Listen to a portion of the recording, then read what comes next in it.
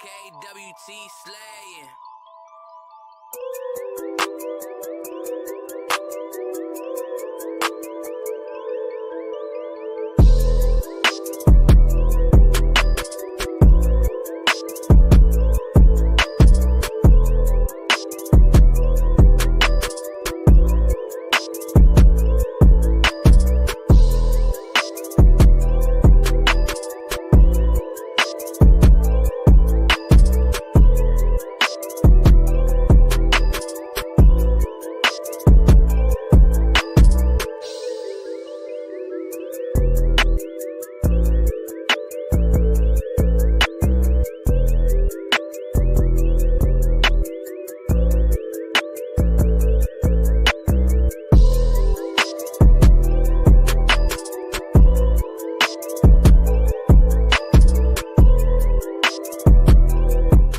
What if the truth was never lost, only buried?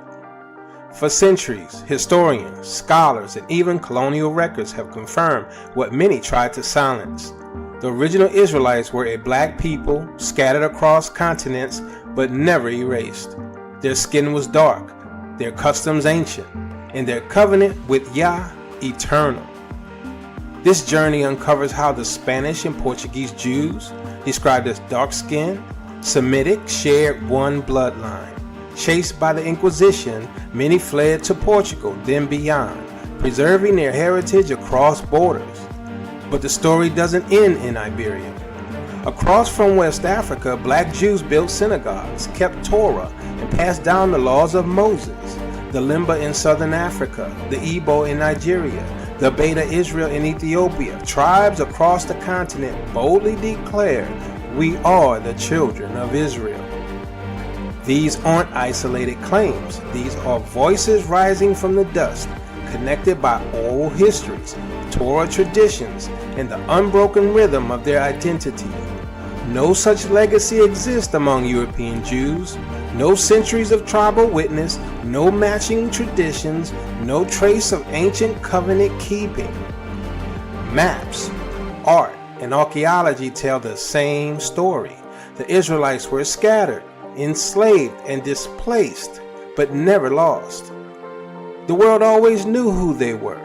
Their presence was visible, their customs alive, their story intact. This book doesn't speculate. It confirms the Israelites were black, bound by blood, culture, and covenant to the Most High. This is not just history, it's restoration. The truth was never destroyed, only buried beneath centuries of deception. Get your copy of They Always Knew We Were Israelites today, available now on Amazon.com.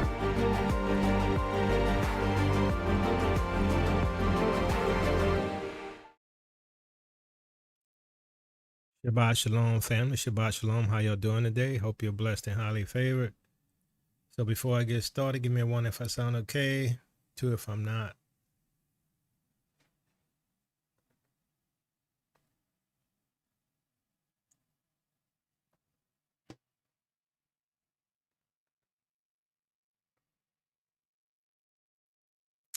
All right, thanks. So I've been doing a lot of studying and research, and when you try to unravel this mixed ball of yarn,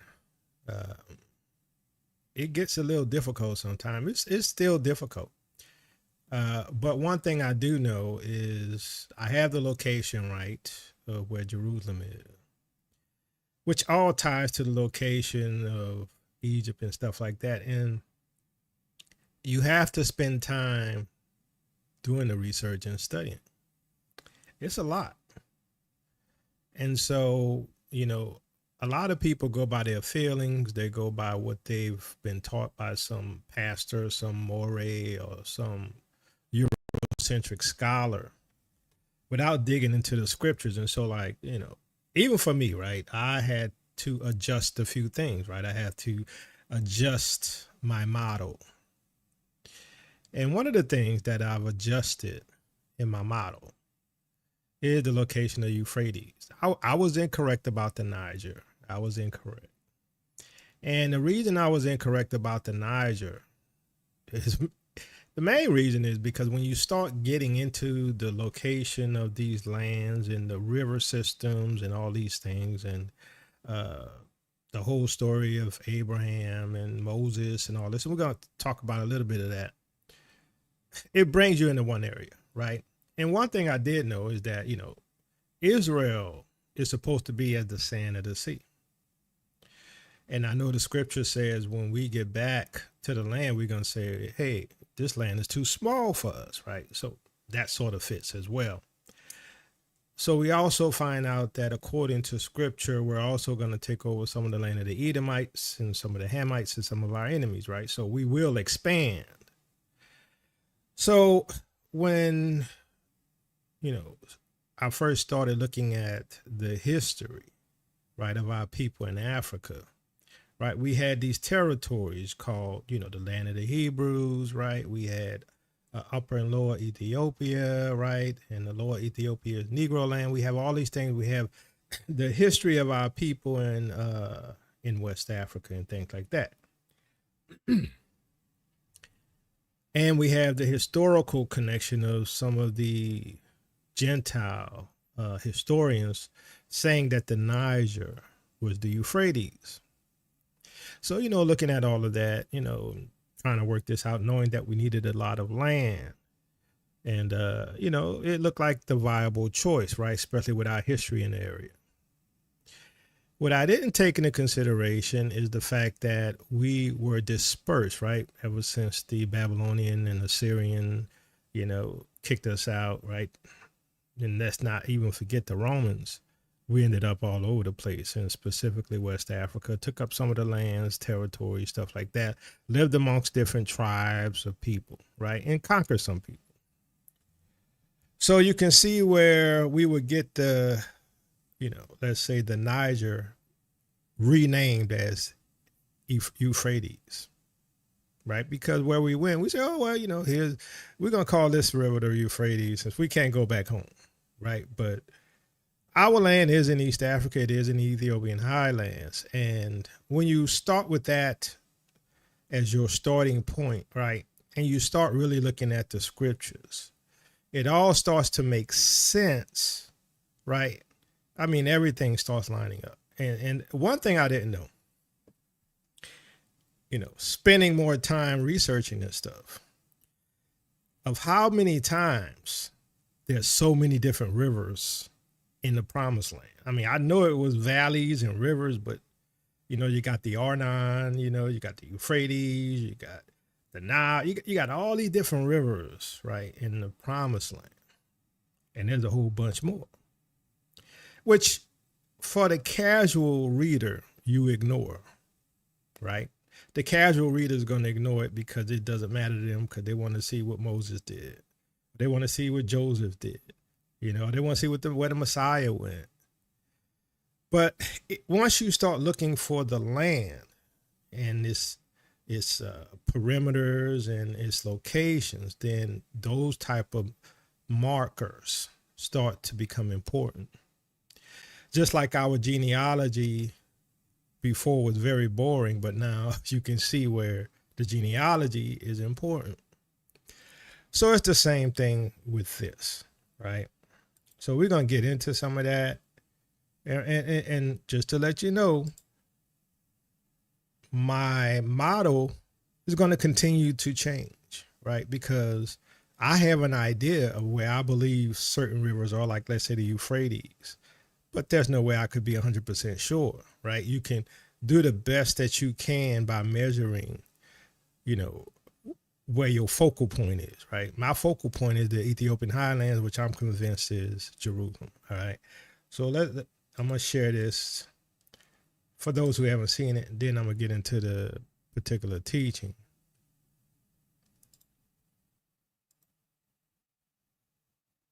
Was biblical Egypt really in the northern delta, or have we been looking in the wrong place? The oldest kings, the earliest temples, and the deepest floodplains sit in Sudan and Nubia. This region carried the culture that shaped Egypt and Ethiopia were her strength, and it was infinite. Nahum chapter 3 verse 9, from the tower of Syene even unto the border of Ethiopia. Ezekiel 29 verse 10, And the sword shall come upon Egypt, and great pain shall be in Ethiopia. Egypt sits in Sudan beside Cush along the Blue Nile. Midian lies east of Sudan, in the highlands of eastern Sudan and Eritrea. Moses fled from Egypt in Sudan to Midian, then returned to Sinai in Sennar. Egypt, Sudan, and ancient Nubia hold the core of biblical Egypt. The first kings and the oldest culture rose along this stretch of the Nile. This region carried the power, the temples, and the people that shaped the Egypt of Scripture. Midian sits...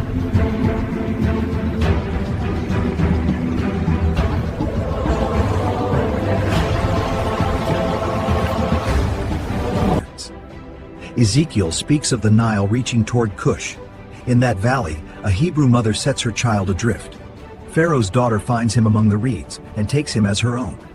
Raised in African royalty, Moses is trained in all the wisdom of Eve. When Pharaoh sought his life, Moses fled Egypt's southern border and crossed the rugged land of Cush. Long before cities crowded these horizons, a single monument of stone rose from the sand. Its face caught the dawn while the world around it remained untouched desert. Beyond it lay fields of simple tombs and camps of artisans, not yet the streets of a state. Far to the south, villages clung. In the land south of the Great Cataracts, power was born in the shadow of the sun. Here, chiefs of Egypt came to kneel, receiving the emblems of rule from a Nubian throne. Their likeness was carved in imperishable stone. Temples rose along the Nile, their designs echoing of the southern bend of the Nile, where the river cuts through red earth and ancient villages. A kingdom rose out of the sand. In Kerma, priests served on high brick platforms, and artisans shaped crowns, staffs, and falcons from stone and copper. Here, the first kings donned the white crown. Long before pharaohs raised their first crowns, the Nile looked south. From these waters came kings of Nubia, rulers carved in granite, smiths of bronze and gold, builders of temples and holy roads, whose pyramids still command the desert. And the evidence points south. The Egypt of Scripture was not the Delta, it lived in Sudan. The first pharaohs, the oldest temples, and the culture called Egyptian all rise from Nubia and the Sudanese Nile. Every ancient... All right, so we're going to get into some of the details of why I believe that what we call Egypt is not the whole story, right? It's not the whole story. So if you paid attention to history, right, just as they meticulously, tried to hide who we are as a people, they had to do the same thing with Egypt, right? Because if you notice, they had to move Jerusalem out of Africa, right? And they also had to try to remove Egypt as far out of Africa as they can, which is why they put it into this narrow area that we see today as defined as Egypt. So right here is where they say Egypt is, right? Now, it's more complex than that, right? So up here we have Alexandria, Giza, this is the whole area that they consider to be Egypt. But yet you see Upper Egypt and Lower Egypt, right? And all of that goes into what we call Nubia, or the Nubian princes or kings or pharaohs, whatever you want to call them. Because pharaoh just means ruler, right? And pharaoh initially was named after this royal house, right? But then it became associated with the king who lived in that house, right? So we have to understand these particulars. So here's the thing. When we go through, we're going to look at some of the scriptures, right? And we're going to see that what I'm about to show you is legit, in that they purposefully, once again, muddy the waters to try to keep everything over there in the dirt, right? Because anything else is occupied by Negroes, right? So they had to push it out as far as they can, just like they had to push Jerusalem out of Africa, even though technically you could say that's part of the African tectonic plate, but they, what we call in the Levant. But I'm going to tell you this right now. In my opinion, this is my opinion. Just my opinion now. So don't be getting mad at me. Look, I've been studying this stuff, so you do your own research if you disagree. But in my opinion, Syria is fake. In my opinion, Lebanon is fake. In my opinion, Jordan is fake. Okay? And that's whole nother teachings in and of themselves to prove that. But as we go through looking at Egypt, you'll see where it has to be fake. Okay? All right, so let's continue. So Egypt and Cush and intertwined biblical history. So this is what is important. You can't separate Mizraim from the Cushites historically. Okay, historically you can't. And people try to do that. Okay, so let's go through this and we're going to see. So in the Bible's Table of Nations, Egypt and Cush are portrayed as closely related peoples, right? They're brothers. Okay, both are descendants of Ham and the sons of Ham, Cush and Mizraim, and Phut and Canaan, where Mizraim, here Mizraim is the Hebrew name for Egypt, and Cush is often rendered as Ethiopia, referring to Nubia or Sudan in ancient geography. This common ancestry suggests that biblical Egypt and Cush were brother nations. Brother nation. Now we're going to visit that. We're going to go back to that image right quick after this. Brother nations. From the beginning, sharing familial ties, ancient sources affirm this link. For example, the historian Josephus notes that the people over whom Cush reigned are even at this day both by themselves and by all men in Asia called Cushites. The memory also of the Mezerites, or Mizraim, is preserved in their name, for we call Egypt Mistre and Egyptians Mestrians. In other words, Cushites and Mizraimites, Egyptians, were recognized as distinct but related groups, both descending from Ham in biblical tradition. So you can imagine, me and Minister tell you, getting land, right? And we living next to each other. In the beginning, there would really be no distinction between Yakoba's land and Minister Teyu's land, right? Because we brothers. Over time, as our families grow and they forget who they are, then you're going to have conflict. And these are the type of things we get to see. And the Gentiles stay away from this. Why? Because, it shows that Egyptians were black, right? Once you put Egypt, what they call it, within Africa, then Egypt is black and their whole model falls apart. Right, the whole thing about them people who they're now falls apart. They're not light, bright, and almost white. Right, all of that falls apart. Who are the true Israelites? Their whole life falls apart. All right. So Egypt and Cush ruled black Africans. Flavius Josephus, in his work, The Antiquities of the Jews, Book 1, Chapter 6, Section 2, states, he as Cush, the eldest son of Ham and grandson of Noah. Of the four sons of Ham, time has not at all heard the name of Cush. For the Ethiopians over whom he reigned are even at this day both by themselves and by all men in Asia called Cushites. In this historical biblical context, Cush is presented not just as a singular monarch in the modern sense, but as the foundational ancestor and ruler of the people who came to be known as the Cushites or Ethiopians. The terms Ethiopian, used by the Greeks, and Cushites were often used interchangeably in ancient sources, and we see that in the Bible in different places, right? To refer to who? Dark-skinned African peoples and the civilization south of Egypt in the region of modern Sudan and parts of northern Ethiopia. So we're going to look at why Sudan is really the heart of where the biblical events in Egypt took place, and not the Delta. Geographic neighbors. Not only were they related by blood, but Egypt and Cush were also geographical neighbors. Josephus writes that the Ethiopians, who are next neighbors to the Egyptians, made an inroad into their country in ancient times. Indeed, the southern border of the Pharaonic Egypt lay in Nubia, the land of Cush.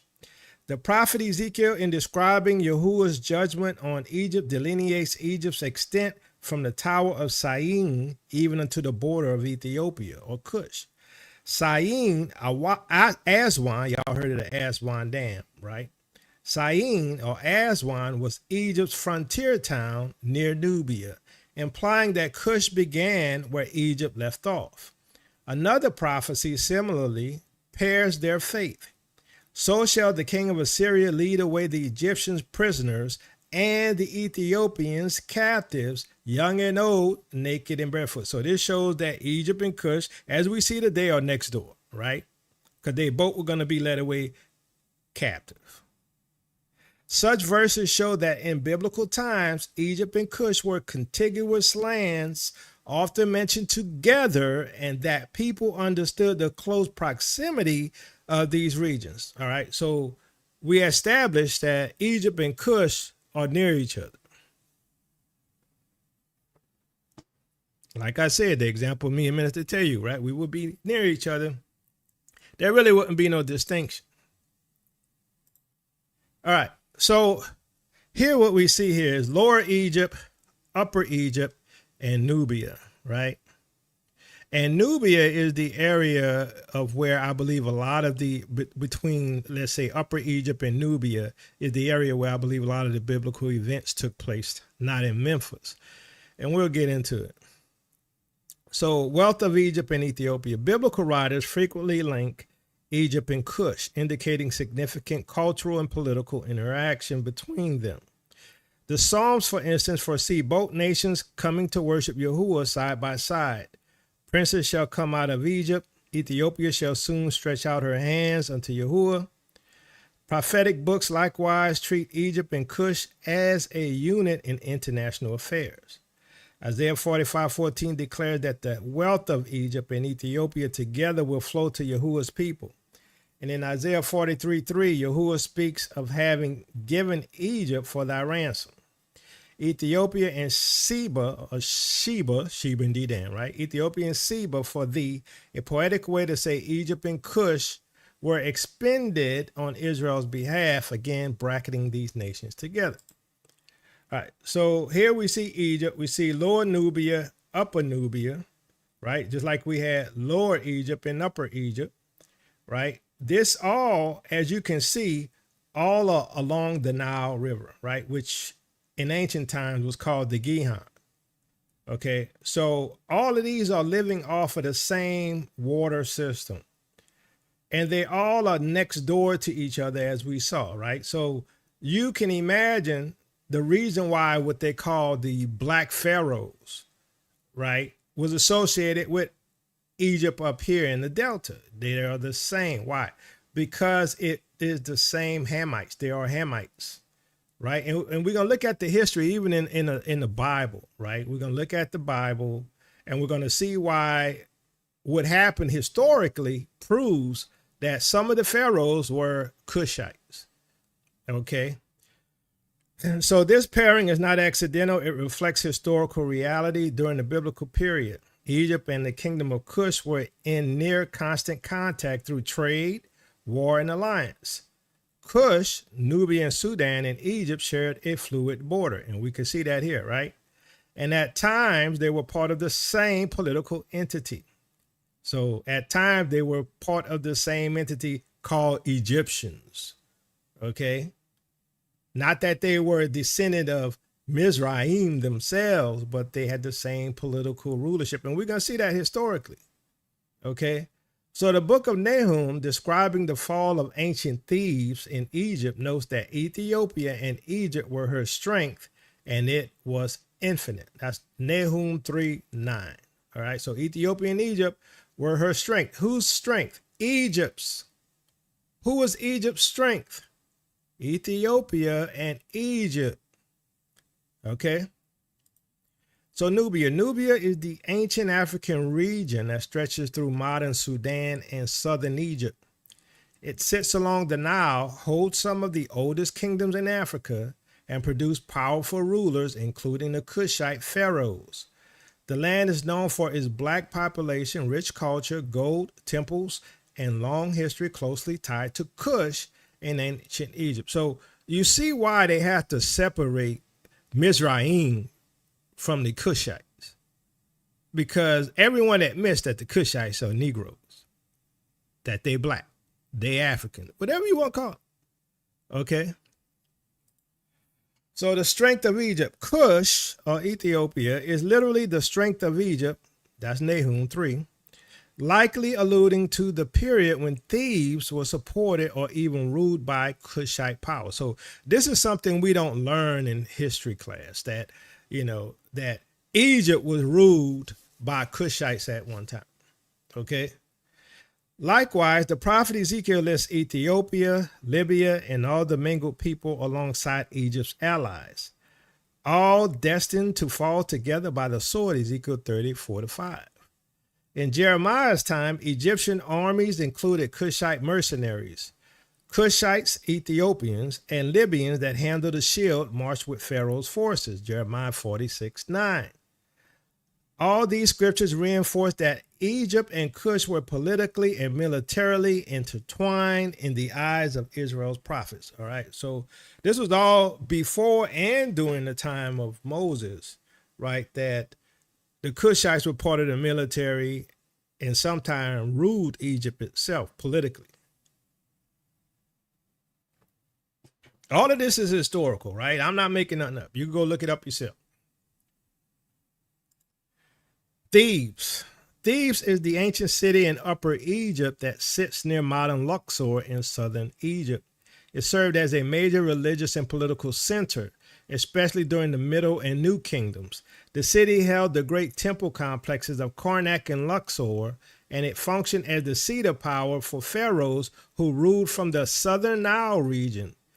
Thebes dominated the Upper Nile corridor and connected directly with older Cushite and Nubian lands to the south. So basically what's being said here is that Egypt ruled parts of what we call Cush and what we call Egypt today, right? Or the lower Egypt. But we also going to see that Cushites also ruled what we call lower Egypt, lower and upper Egypt. And so throughout history, the rulership of what we call Egypt is all along here, along the Nile, right? What's Egypt is all along the Nile right here, all the way up to modern day Sudan, okay? Original name of Thebes. The original and most common ancient Egyptian name for the city known today as Luxor was Waset. This name means city of the scepter, referring to the wise scepter, a symbol of pharaonic power. The city was also known by other names. Nue, meaning city of Amun, after the chief god of his local triad, Amun, Mut, and Khonsu. This name appears in the Hebrew Bible as No or No Aman. Niwit, Emitet, meaning the city of the west, referring to the vast necropolis on the west bank of the Nile, including the Valley of the Kings and Queens. The name Thebes was given to the city by the Greeks, possibly as an assimilation of the Egyptian name for the Karnak temple complex, Taupet, the temple, and to distinguish it from the Greek city of Thebes. Now, one thing is, if you go and look at some of the pictures or, that were on the wall of Egypt, you see all of these different looking people, right? People who today you can identify as what we call Cushites. But then you got other people who we can identify as what they call Mizraim or Egyptians, right? Because this whole empire that we called Egypt was always ruling most of the Nile, right? All the way up to Sudan, right? And the power structure shifted from Cushites to Mizraim, but it was one kingdom. Controlling Thebes, the lines between Cush and Egypt are mostly semantic. The Nile does not honor the borders that modern maps draw, and neither did the ancient kingdoms, right? So you got these kingdoms, right? We call Egyptians, we call them Cushitic, and they're all along the Nile. Now, Gentiles have this habit of creating imaginary borders, right? So you got these imaginary borders. This is lower Egypt, this is upper Egypt, this is Nubia. Like those imaginary borders mean anything, especially back then. There was no such thing, right? Those borders don't exist. So power moved up and down that river, and whoever held Thebes often held the south, and whoever held the south often pushed into Thebes. Thebes sat in the zone where Cushite power and Egyptian power met, traded, intermarried, fought, and merged. When Cushite kings ruled the 25th dynasty, Thebes functioned as a Cushite capital in all but name. Their priests, armies, and raw ideology operated openly in that city. When northern kings held power, Thebes still carried strong southern cultural identity because its people, temples, and economy tied directly into Nubia. The oscillating rule makes the hard divide artificial. These are connected Nile civilizations that produce branches, not two unrelated worlds. The separation looks neat on modern maps, right? They section everything off, but in the historical flow, it collapses into a single corridor shaped by Cush, Egypt, and the shared valley between them. So we can't ignore what we see on the maps, right? And those borders don't exist. You can ignore those borders. Those are European scholars doing that. Extra biblical texts. Ancient extra biblical texts and traditions add further detail. The Book of Jubilees, an Israelite text from the 2nd century BC, even preserves a tradition of how Ham's sons divided Africa among themselves. It says Ham's first lot fell to Cush in the east and west of him for Mizraim, Egypt, then further west of Put and Canaan toward the sea. In this account, Cush's territory borders Egypt's, a direct territorial continuity. Jubilees later shows Cush and Mizraim jointly reproving their brother Canaan for encroaching on Shem's land, saying, Ham his father and Cush and Mizraim his brothers said unto him, Thou hast settled in a land which is not thine. Dwell not in the dwelling of Shem. So the land that was, in my opinion, being talked about is near the area of Eritrea and Sudan, right? And so what we're looking at here is the fact that, Canaan at least was looking to steal some land, right? He was looking to steal Shem's land. And they were like, look, you shouldn't do this. And so in Jubilees, a curse is put on them. But if we study also the land that's allocated to Ham, really Ham gets a ton of territory, right? Ham gets not only that land, what we call Egypt, right? Ham gets territory of what we call Central and West Africa. Okay, and the areas, and I'm going to talk about that a little bit, the area of Israel from the Wadi of Egypt, which is the Nile, to the Euphrates, which I'm still working out Euphrates. I'm not sure which river would be identified as the Euphrates. I have opinions, but I have no hardcore proof. But I'm in the right area, right? And so we'll look at that as we go on.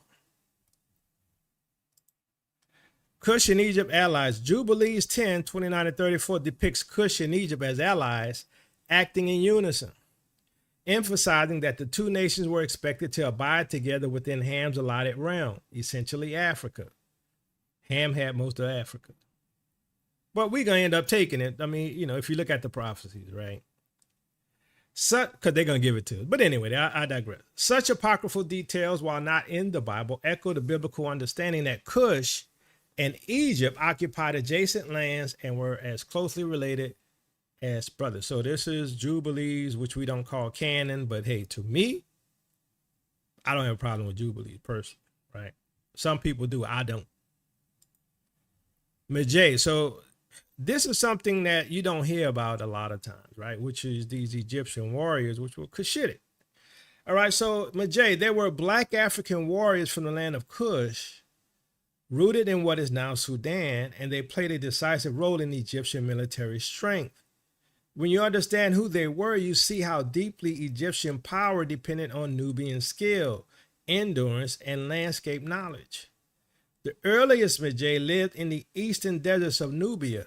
Egyptian texts called their homeland Medja, a region tied to the same Cushite world that produced Kerma and later Napata, and we're going to talk about Kerma and Napata, and the Cushite rulership of what we call Egypt.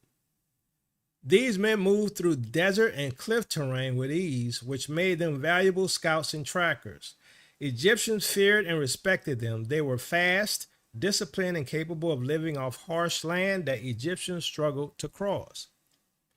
So the Magi was sort of like special forces, right, for the Egyptians. They were Cushite. Magi recruitment. As Egyptian rulers pushed south, contact with the Magi shifted from conflict to recruitment. The Egyptian army learned quickly that Nubian fighters excelled at bow warfare, night movement, and long-distance pursuit. Egyptians even called Nubia the land of the bow, and Magi archers were known for accuracy and endurance. When Egypt wanted real strength, they turned to Nubia. So Egypt's military was made of the Magi, or Cushitic warriors. By the Middle Kingdom, the Magi no longer served as outsiders. They became elite soldiers inside the Egyptian military, trusted more than many Egyptians themselves. They guarded royal tombs, protected desert trade routes, and tracked bandits that no Egyptian unit could capture.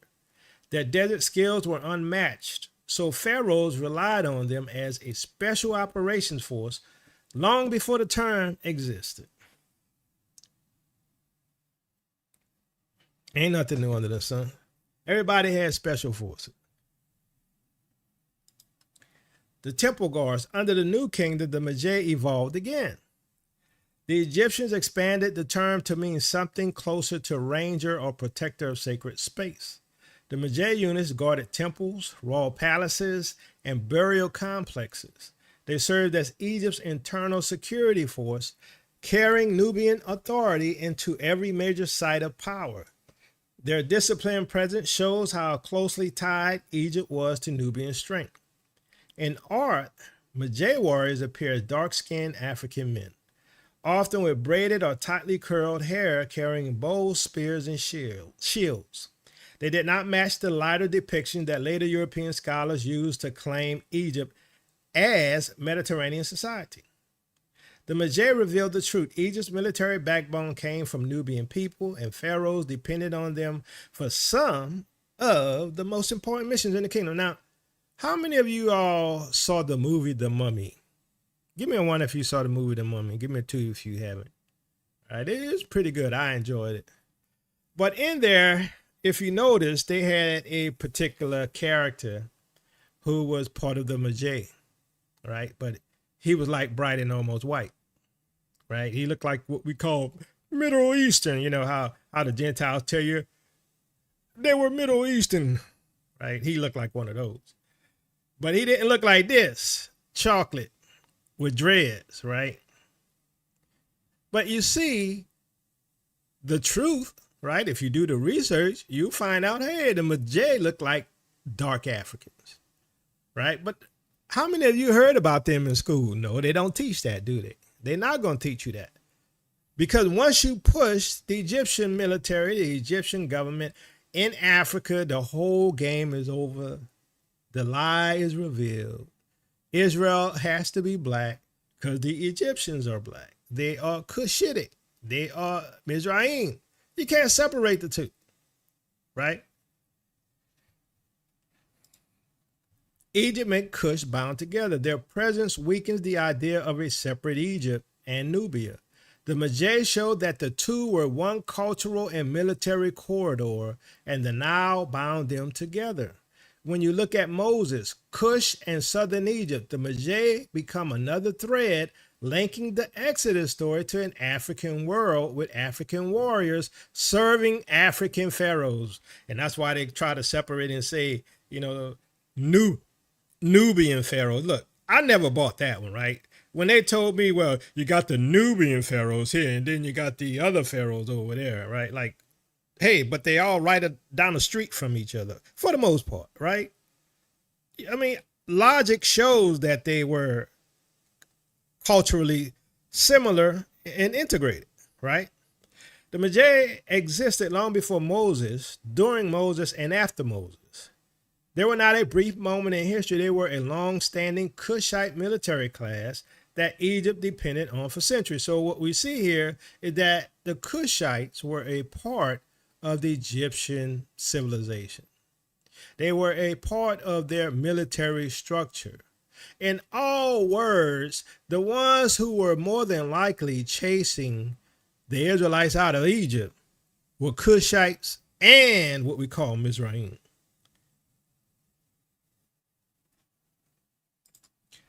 Nubian pharaohs. The most dramatic evidence of Egypt and Cush's unity is the era of the Cushite Nubian pharaohs. In the 8th and 7th centuries BC, Cushite kings from the south conquered and ruled Egypt. Who? Cushite kings did what? From the south, where? Nubia, conquered and ruled what? Egypt. In other words, their king was a Cushite. Pharaoh was a Cushite, unifying the Nile Valley from the delta to the deep Nubia. The Bible makes a strong reference to this when it names Tirhakah, king of Ethiopia, Cush, as the opponent of Assyria, 2 Kings 19:9. Tirhakah is known to history as Pharaoh Tirhakah, one of the black pharaohs of Egypt's 25th dynasty. Modern archaeological studies confirm that Tirhakah is identified with Tarhaka, ca. 690 to 664 BC, a king of the 25th dynasty of Egypt. The 25th dynasty, also known as the Cushite Nubian dynasty, was established when the Nubian king Pi marched north, conquered all of Egypt. These Nubian kings from the kingdom of Cush, modern-day Sudan, unified both Upper and Lower Egypt. So we got a Cushite pharaoh, and reigned for almost a century. In other words, biblical Egypt at that time was ruled from Cush. Nubian monarchs like Pi, Shabaka, Tirhakah, and Tantamani held the double title, King of Egypt and King of Cush, cementing the notion that the history of Nubian pharaohs is inseparable from that of the delta in Egypt, or Delta Egypt, the one that's in Lower Egypt, the one everybody knows today. So we see that Egypt was ruled by a Cushite. He was the pharaoh. That whole thing about Ramses and all of them, right, is all tied to a Levant model and idea. Nubian pharaohs. Pyramid of Pharaoh Tirhakah at Nuri in modern Sudan. One of the raw Cushite necropolises, Tirhakah's burial in Nubia underscores how Egypt's 25th dynasty spanned both Egypt and Cush. So this is where Tirhakah ruled in what we call Nubia today.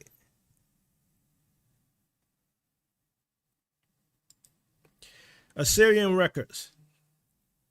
Assyrian records corroborate this fusion of kingdoms. The Assyrian king Esarhaddon, in an inscription dated 671 BC, refers to his campaign against Pharaoh Tirhakah by calling him Tirhakah, king of Egypt and Cush, boasting, "I tore out the root of Cush from Egypt." This phrase acknowledges that Cush, Nubia, had struck root in Egypt, so much so that an enemy had to uproot it to separate the two. From the Assyrian perspective, Egypt and Cush were one realm under Tirhakah.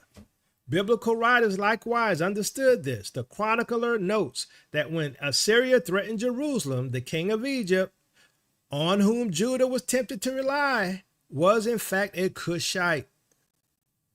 "Behold, thou trusted upon the staff of his broken reed on Egypt. Such is Pharaoh, king of Egypt," 2 Kings 18:21, words referring to the same era. Indeed, the Bible accurately identifies Tirhakah as a Cushite king ruling Egypt, despite him being mentioned only. This is a remarkable point of convergence between scripture and archaeology. The Ethiopian pharaohs were fully part of Egyptian history, leading Egypt's armies and building Egypt's monuments. So the question is, what part of Egypt was Moses born in? What is the biblical Egypt that we see Abraham dealing with? What is the biblical Egypt that we see Jacob dealing with?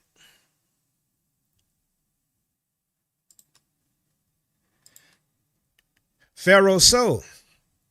Another biblical reference to a Nubian pharaoh is the figure So, king of Egypt. In 2 Kings 17:4, when the Israelite king Hosea rebelled against Assyria, he sent messengers to So, king of Egypt, for help. Historical scholarship generally identifies this So with Pharaoh Shabaka or Shebek, the second Cushite ruler of the 25th dynasty. Barnes' notes, for instance, state, So, king of Egypt, is generally identified with Shebek, the Sabako of Herodotus, a conqueror who at the head of the swarthy hordes of Ethiopia had invaded Egypt and made himself master of the country. Thus, the Hebrew Bible casually records an Israelite alliance with a Nubian-ruled Egypt. They don't tell you this, do they? Hoshea was effectively corresponding with a Cushite pharaoh. Far from being separate, the destinies of Cush and Egypt were literally united on the throne of Egypt during that period. The Cushite dynasty left a lasting legacy. Even today, archaeologists find the pyramids and temples of these Nubian pharaohs in Sudan and southern Egypt, affirming that the black pharaohs of Cush ruled a combined Egyptian empire. Look, bottom line is, Ham was black, Cush was black. They just had to do the separation because they want everybody to believe that what we call Egypt, which is the one in the Delta, is where all the light-skinned colored ones, right? Same thing when we talk about the later history. They want us to think like, when the Ptolemies took over, right?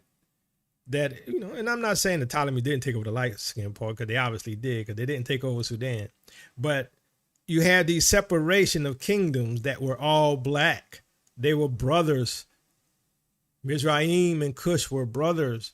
And then they ended up conquering each other, taking over politically, ruling Egypt. So when they called the person Pharaoh who ruled Egypt, they never make the distinction of whether or not this person was of Nubian descent or Cushitic, or if he was of Mizraim. And we could see historically, for a long time, there were Cushite pharaohs ruling what we call Egypt. So once again, the question is, what type of pharaoh or king was ruling during the time of Moses, during the time of Abraham, during the time of Jacob? Moses and Cush. Beyond politics, the intertwining of Egypt and Cush appears in specific narratives and traditions. A striking example is the story of Moses, an Israelite raised in Pharaoh's house, and his connections to Cush. The Bible gives a clue in Numbers 12:1, which mentions Moses' Ethiopian Cushitic woman. And Miriam and Aaron spake against Moses because of the Ethiopian woman whom he had married, for he had married an Ethiopian woman, Numbers 12:1. This brief note implies that Moses took a wife from Cush, Nubia. While the Torah does not elaborate, Israelite history fills in the story. Moses had a major sojourn in Cush. So according to Jubilees, as we're going to see, Moses was living in Cush. Why? Because Cush is next door, right? They had a similar culture. We see that the Magi, who were Cushites, were ruling even before the time of Moses. Well, not ruling, but in position as warriors. There was an intermixing of the nations and the cultures of what we call Mizraim and what we call Nubia. Only white Gentiles do these separations, right?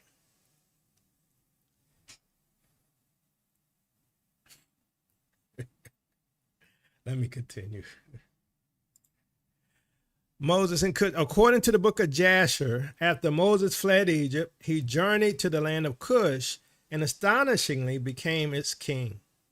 Moses, the son of Amram, was still king in the land of Cush in those days, ruling for 40 years. Jasher recounts that the Cushites crowned Moses during a war. Moses was 27 years old when he began to reign over Cush, and 40 years did he reign. He married the widowed queen of Cush named Adoniah or Tharabis, depending on the source. But as the story goes, he did not consummate the marriage. Eventually, The Cushites honored him and sent him away back toward Midian and Egypt. So as Moses head back to Egypt, and they send him back to Midian, so that tell you Midian is heading towards Egypt, right?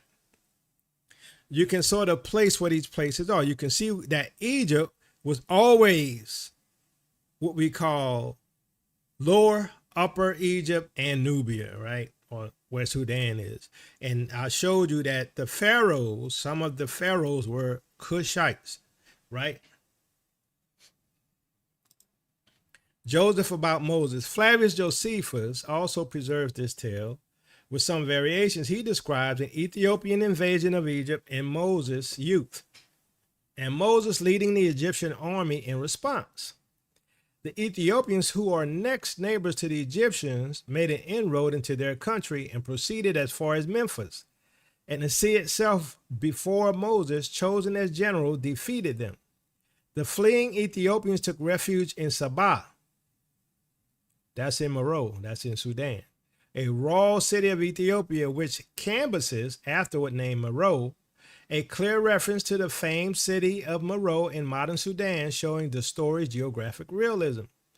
During that siege, Josephus says Tharbis was the daughter of the king of the Ethiopians. She happened to see Moses and she fell deeply in love with him. She sent to him about their marriage. He accepted the offer on condition she would procure the delivering up of the city. No sooner was the agreement made, but it took effect. Moses consummated his marriage and led the Egyptians back to their own land. In this account, Moses becomes the son-in-law of the Ethiopian king, marrying Princess Tharbis as the price of peace. Now, this makes sense, right, of why Moses had an Ethiopian wife, right? She was a princess. Right now, the other version says she was a queen, but we can see why he brought her there, right?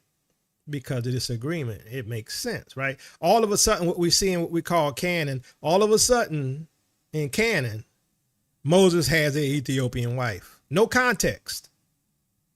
But in the pseudepigrapha, we get the context of why he had an Ethiopian wife. He conquered them and, made a deal, married her, and consummated it. And Israel ain't like it. Whether from Jasher or Josephus, they underscore a tradition that Egypt's great Israelite leader was deeply involved with Cushite royalty and territory. They provide a backstory to Moses' Ethiopian wife mentioned in scripture. At face value, they suggest that the realms of Egypt, Israel, and Cush intersected in Moses' lifetime. Moses sojourned as a ruler in Cush, just as later the Cushites would rule in Egypt. While these episodes are outside of canon, they were widely known in Israelite stories and indicate how intimately connected the histories of Egypt and Cush were perceived to be. Even the New Testament reflects continued ties. By the 1st century AD, an official from Candace, queen of the Ethiopians, came to worship in Jerusalem. Acts 8:27 showing that Cush, by then often meaning the Sudanese Nubian kingdom, remained engaged with the biblical world. So you really could not separate Cush and Egypt, or Cush and Mizraim. And oh yes, polygamy is part of Israelite culture. I mean, if you don't know that, get my book, right? The Book of Our Fathers. We talk about all that, right? And so a lot of Christians and a lot of Israelites today have an issue with that. But I mean, it's biblical history. That's all I'm gonna say about that.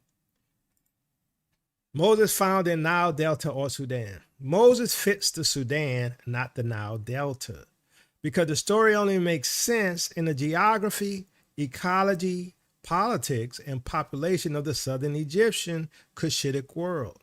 Once you remove the European map and read the text through an African lens, everything in Exodus aligns with Upper Egypt and Nubia, not the swampy delta far to the north. Reeds in the southern Nile. Exodus says Moses' mother placed him among the reeds by the river's bank or brink. The Hebrew word is suf. This is the same root used for Yam Suf, the Sea of Reeds. Those reeds are not the soft, marshy delta papyrus thickets that European paintings show. The delta is a flat marshland. The water is wide, slow, full of mud, and reeds grow in dense mats that sit in shallow water. A baby in a basket would not float into a bathing area. He would get stuck in 5 feet of papyrus. So the baby Moses could not have been in the delta because it is swampy. And the princess would not be taking a bath in swampy, muddy water. So it had to be somewhere else along the Nile. Reeds in southern Egypt and Sudan differ. In the Sudanese Nile corridor, the river narrows, black granite cliffs compress the water, reeds grow along firm banks, not spread out marsh. The banks form natural alcoves where women bathe. The current is strong enough to carry a basket. Reeds stand tall and straight between rocky ledges. This is the setting Exodus describes: a narrow channel, firm riverbanks, reeds growing where a basket can drift but not sink. Those conditions do not exist in the delta. They exist around Aswan, Philae, the first cataract, which are just rapids, the first cataract, and the northern Sudanese stretch of the Nile. That was the Egyptian center at the time. So, political center of Egypt. The European idea that Egypt's center was always Memphis or northern delta is false. It comes from later Greek authors and modern Egyptology. In Moses' time, the political and military focus of Egypt was in Upper Egypt, the region closest to Cush. The southern capital zones. During the centuries before the Exodus, Egypt's power base fluctuated but often centered around Thebes, which is in southern, what we call Egypt, right? The Delta. Elephantine, Kerma influence, Nubian royal presence, Aswan administrative centers, which is, remember, Aswan was called Serene. These areas controlled the gold mines, river trade, desert routes, and military zones. The Delta was not where Pharaoh's daughter would be bathing. Her presence belongs near the southern royal residences where the Nile offered privacy and security. The Tower of Syene, Aswan. The Bible supports this southern focus. Ezekiel 29:10 says Egypt stretched from the Tower of Syene, which is by Aswan, unto the border of Ethiopia, which is Cush. All right. So Syene is Aswan, Ethiopia is Cush or Sudan. This places Egypt's significant activity in the very region where Moses' story takes place. Moses must match African Egyptians. Exodus 2:19 contains a simple line that destroys the Delta theory. The Midianite women say, "An Egyptian delivered us." Moses looked Egyptian. The strangers he appeared fully African. Or to strangers he appeared fully African. This works in the southern Nile world, where Egyptians were dark-skinned Nubian types. It does not work in the Delta, which was full of Asiatic population during the era that modern scholars incorrectly assigned to the Exodus. Let me finish this. The southern Nile population matches the description. The Delta population does not. So we can see, even like when the Ptolemies invaded Egypt and took over, right? That had to be where the different races and colors were, right? Because that's closer, to what we call, it is in North Africa, right? But Northeast Africa, further up, right? That some of these nations, when they came and invaded, just like we see all along the north of Africa was taken over by, Lebanese people, what we call Lebanese, or Turkish people, and all these folks, right? These light, bright, and almost white folks, right? So Egyptian princess, the daughter of Pharaoh bathing in the Nile fits Sudan. Egyptian princesses bathed near sacred Nile inlets, in regions protected by elite troops like the Magi, in calm pools formed by narrow channels, away from crowds, noise, and city markets. There's no private place for a princess to bathe in the delta, let alone its marshland. These areas exist in Upper Egypt and Northern Sudan. The delta at the time was marshy, mosquito-ridden, filled with commoners, unsuitable for raw bathing, too shallow for a basket to drift in safely. Sudan's riverbank structure fits the narrative naturally. Hebrews occupy Sudanese land. Genesis showed the Hebrews as pastoralists, cattle owners, shepherds, herders, needing wide grazing land. Pharaoh gives them the best of the land, that is not the delta. The best grazing territory in ancient Egypt was the southern Nile Valley in northern Sudan, where open pastures existed, seasonal floodplains recovered quickly, cattle culture was dominant, herders could spread out. This matches Goshen. This does not match Delta. So Goshen was in Sudan.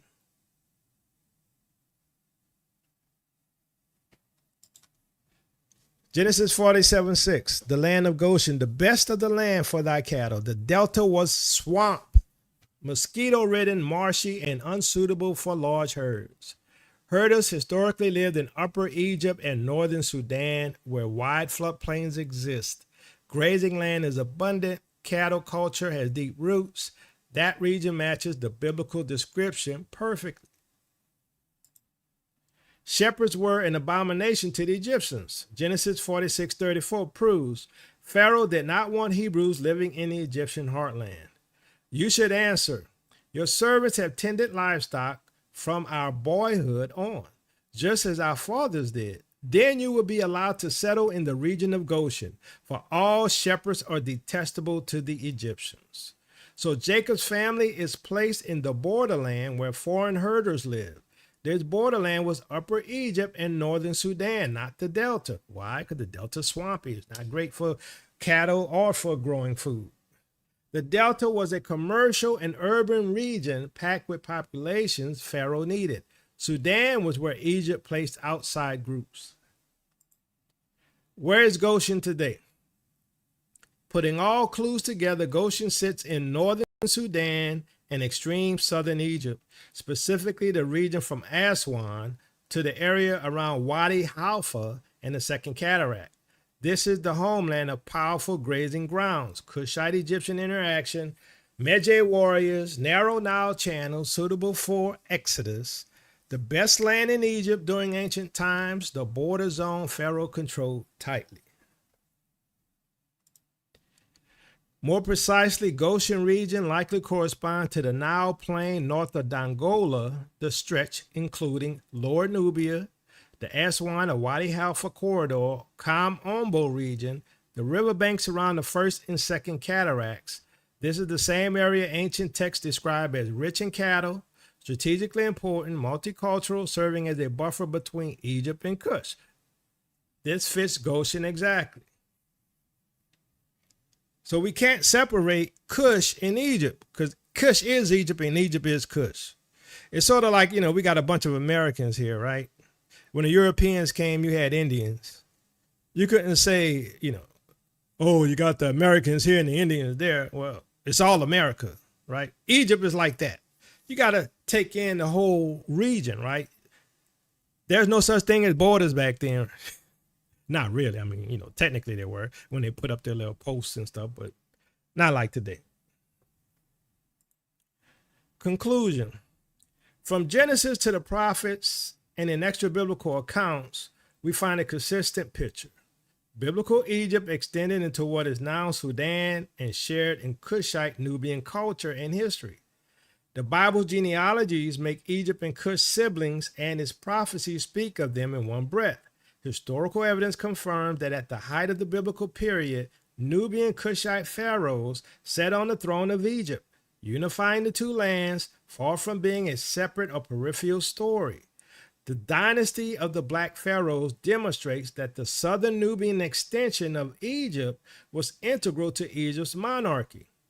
Cush and Egypt shared dynasties, shared battles, and shared borders. whether through the lens of prophecy, like Isaiah warning Judah against relying on the joint might of Egypt and Ethiopia, or narratives like Moses' Cushite connection, right? The biblical record intertwines their fate. They are connected. They are not separate. In sum, the biblical Egypt was not confined to the Nile Delta or modern Egypt's borders. It reached deep into Africa, encompassing what we know as Nubia or Sudan, the land of Cush. Cush and Egypt were twin sons of Ham and twin actors on the stage of history. Their kings and people overlapped to such an extent that one cannot cleanly separate the history of Nubian pharaohs from that of Egypt's native dynasties. The Bible and associated writings preserve many traces of this truth. Egypt and Cush were one in more ways than one, geographically adjacent, culturally affiliated, and politically unified. Whenever destiny drew their strands together, every claim of their closeness finds support in the scriptures and historical records, affirming an often overlooked reality of the ancient world, that they were the same, right?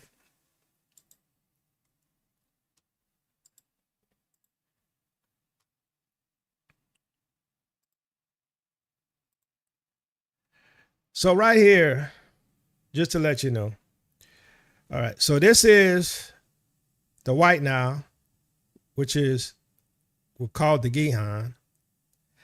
This is the Blue Nile, right? And this is that encamps or circles, encompass, if I'm saying that right, the whole land of Cush, right? Which is one of the border markers of the land given to Abraham, right?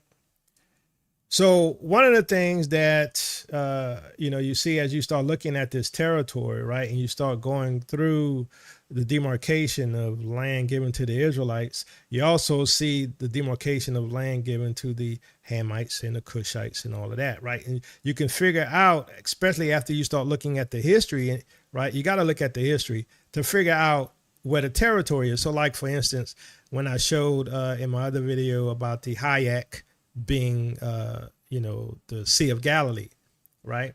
That's just one of my choices. I think it's a good choice for being the Sea of Galilee, but trying to find some of these places is a little bit difficult, but also, it makes sense. So, as I went through, I'm making guesses, right? I'm making guesses just based upon the history, the connections of the populations, the valleys, the rivers, all these things, right? Bottom line is it couldn't exist anywhere else. But we can see here all the way to what we call the River Juba, right? And I'm not saying, I just theoretically say that this could be the Euphrates, right? So we know where the Gihon is, or the Nile, right? We know what that is, going all the way through the land of Cush, going up to Egypt, right? So that's, from the Wadi of Egypt to the Euphrates. So I believe that it's possible, right, that Juba, maybe Shabelle, but more than likely Juba is the Euphrates, but I don't know for sure. It's my guess, okay?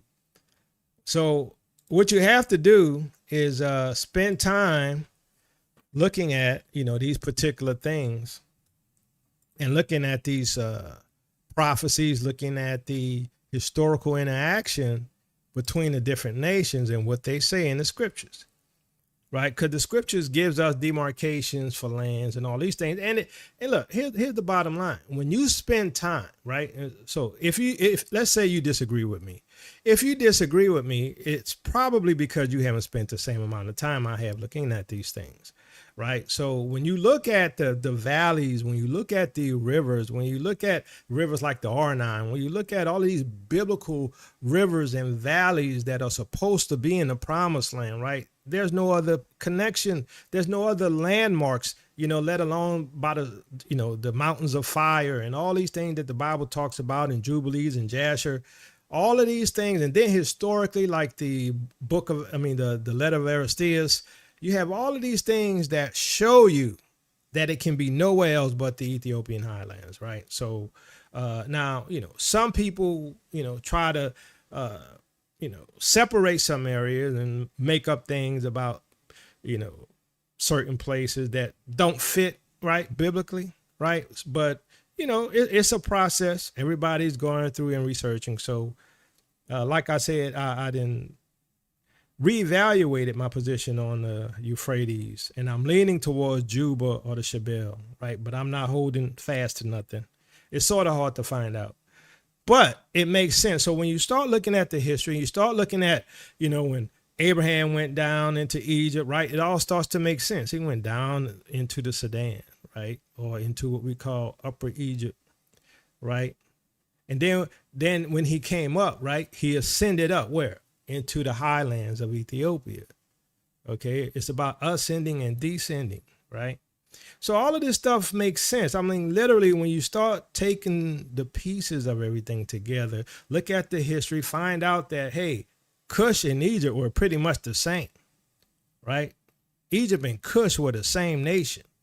So when we talk about an Egyptian pharaoh, we might be talking, and more than likely talking about an Ethiopian pharaoh, or a Cushitic pharaoh, as I showed you. And but these, our enemies, right, who had control of the history, want to remove anything tied to Africa. That's why they try to do their best to push everything out of Africa so that they can change the story, right? They can twist it to being white-centric. But as I showed you in my book, right, the Book of Our Fathers, all of these Israelite traditions are African traditions, right? I mean, I'm like, look, there were more things I could put in there that are African tradition that I just forgot to put in, right? It's an African book. They can't get past that. And see, once you admit that all of this happened in Africa, which I'm fully convinced, right? Then guess what? Then they have to admit who we are. There's no denying it then. Right. So they're going to fight to the end. They're going to fight to the end. They're going to keep denying, but we got the truth on our side. And they might try to gaslight you, but hey, that's how it goes, right? So if you want to support us, you can go to tailministries.com, go click on the donations tab. There's options to give. You can give Cash App, $TOTW7101. You could give that way too. You can also like, share, and subscribe. Right? You can share this because, I mean, our people need this, because one thing you're going to find is that as we see today, Africa is becoming more and more important, right? And is growing high on the world scene, right? Look, you can see it. If just for a, let's say, secular viewpoint, Africa is going to be like one of the top continents, right, in the world. Because we're trying to control our resources. We're trying to make sure manufacturing is done on the continent, right? So here's the thing. I know for a fact this throws a wrench in the people who say America's our home, right? They ain't gonna never accept it. Those who say they're Native American Indians, they ain't never gonna accept it. When the evidence points contrary to their position. Why? Because they caught in a cult. They are caught in cultic thinking. But the evidence goes against them. Well, you know, the white man wrote the book, but then they show you books where the white man wrote it that they claim show that they're Native American Indians. Somebody make it make sense. Anyway, that's all I got, fam. So I hope y'all enjoy this, and hopefully you learn something. And also go dig in deeper. Go ahead and look at, the rivers and the valleys and the demarcations that are made in the scriptures, right? That says, here's the territory of the Hamites, the Cushites, the Amorites, the Hittites, start looking at that stuff. That's what I did. I'm telling you, I've been working on this whole new map. It's very interesting, right? It is very interesting when you work through this model that I'm working through, right? That, it's tied historically, it's tied biblically, right? So, I got it on my side, historically and biblically, right? Whether you accept pseudepigrapha or not, that as well, apocrypha as well. They all line up with Africa. You can't get past it. You just can't get past it, y'all. That's just it. So, fam, like I say, hope you enjoy your Shabbat, and, like, share, subscribe, and hopefully you all learn something, because, when I did the clip, someone was like, "Cool, but you gonna do a show on that?" Yeah, I say, yeah, I probably need to go into details about it, right? So That's what I did. So, love y'all with the love of the Messiah. Enjoy your Sabbath, and see y'all in a little bit. Well, family, the wait is over. The moment has arrived where truth emerges triumphant from the shadows of history. Introducing the true Jerusalem, the lost kingdoms of the Israelites, the groundbreaking work by me, Jacoby Vale, a journey into the past that reshapes the future. I cut through centuries of misconceptions with piercing clarity. This book delivers a compelling case packed with evidence that commands attention and gonna get some respect.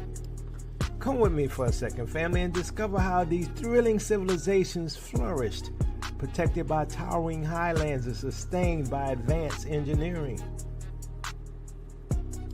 Some have asked, where is Jerusalem? Is it the land in the Middle East? I say no. It is in the highlands of Ethiopia. With hours of groundbreaking research, this book brings in a new revelation, and it will transform your understanding of African history and its connections to the ancient world. It's going to remove from your mind the conditioning by the Romans of what has really happened to our past. Come with me, family, to the Ethiopian highlands and find out why this is our land. Why things have been hidden and obfuscated for centuries. We are royalty, children of the Most High. What kind of land do you expect us to have? Dried up dirt in the Middle East, or land flowing with rivers? A land full of beautiful animals flowing with milk and honey. Don't miss out on this monumental unveiling. Grab your copy today and stand on the side of truth. Visit Amazon.com or www.tailministries.com to purchase your book and join Jacoby Vale's teachings on Tail Ministries. Family, your journey to hidden history has now begun. So family, get your copy of True Jerusalem, the Lost Kingdoms of the Israelites today. Journey to the heart of Africa, where history and legend converge to reveal the forgotten kingdoms of the Israelites and the true location of Jerusalem.